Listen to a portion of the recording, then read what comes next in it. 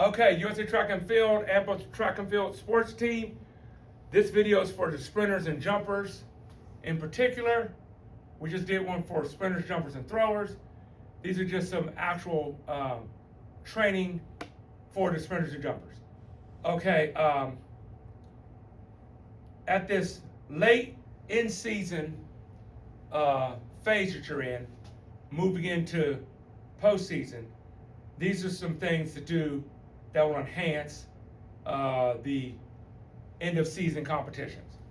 One thing is to focus on your skipping, because that's what's going to keep you, that's what's going to actually improve your speed and your jumping explosiveness without wearing you down doing all-out sprints and all-out jumps, full jumps into the pit, full jumps over the bar, or full all-out sprints at this phase.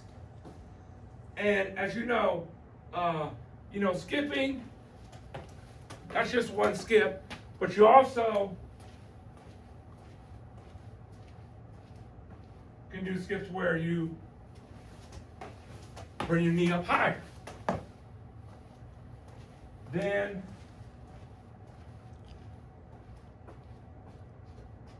skipping where you are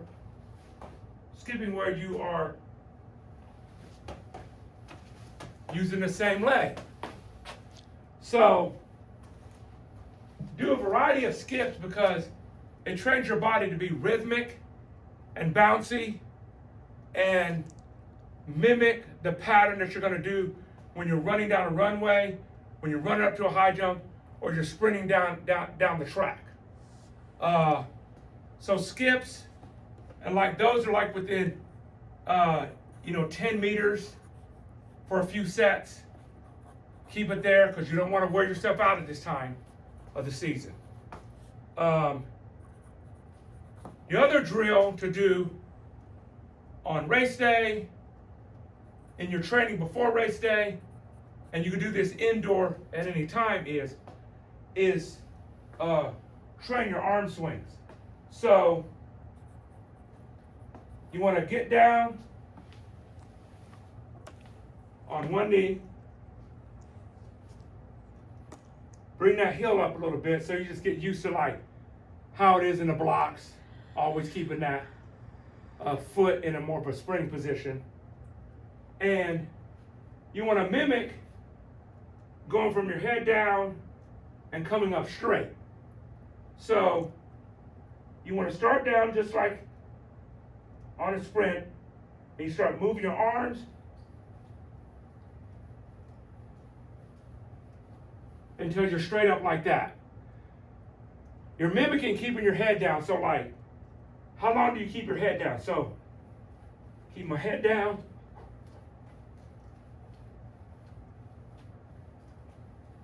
Then slowly raising it. You want to do that for 2 sets of 10 seconds, 15 seconds. So you're training the arms to last as long as you're training your arms to last in those 60-meter, 110-meter zones of a sprint. And when you get your arms in cue, the legs have to follow the arms. The more you train your arms, the faster your legs are going to go.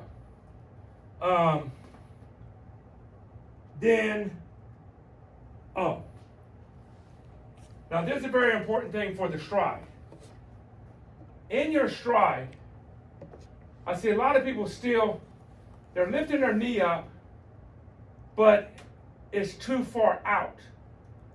And so then they're landing down here, and then they're rolling up, and then they're laying down here like this, and it feels like your stride is getting further, especially on the last 50 meters of the 200.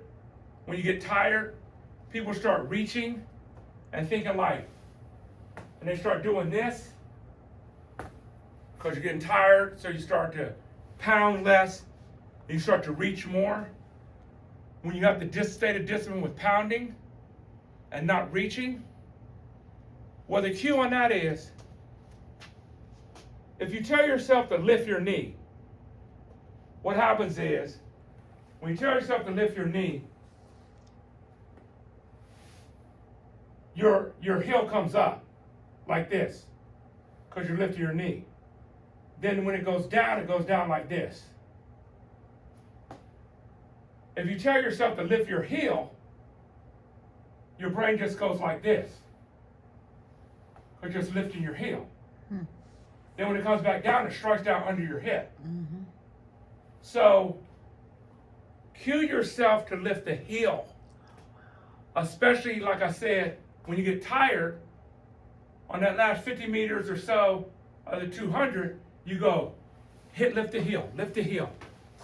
So even when you're tired, you might be slower, decelerating, but you'll be decelerating with the right contact under your hips and not slowing down by overreaching. And so practice that heel cue, lift your heel cue and technique. You can practice that in your house. You practice it slow. You get it in your conditioning. You get it your brain trained on it. And then it will show up at the track. A last note, as you'll see, and those are in the same reps. You do 10 reps of those. Relax, a couple sets of those. You don't want to wear yourself out with those at this point in the season either. You just want to add that to conditioning. Add that to your cues I taught you about on keeping yourself from being over-aroused, to give your brain something to focus on. The other thing is, indoor, especially when you're in a part of the country that gets a lot of snow and it's cold, and we have days where it's not good to get outside and sprint. A good alternative is treadmill sprints. Now, you can't stay on the treadmill most of the time because it's just not the same as being on the track. So you can't compare them. But when push comes to shove, if it's a couple weeks where you can't get to an indoor track, then the treadmill can work as an alternative.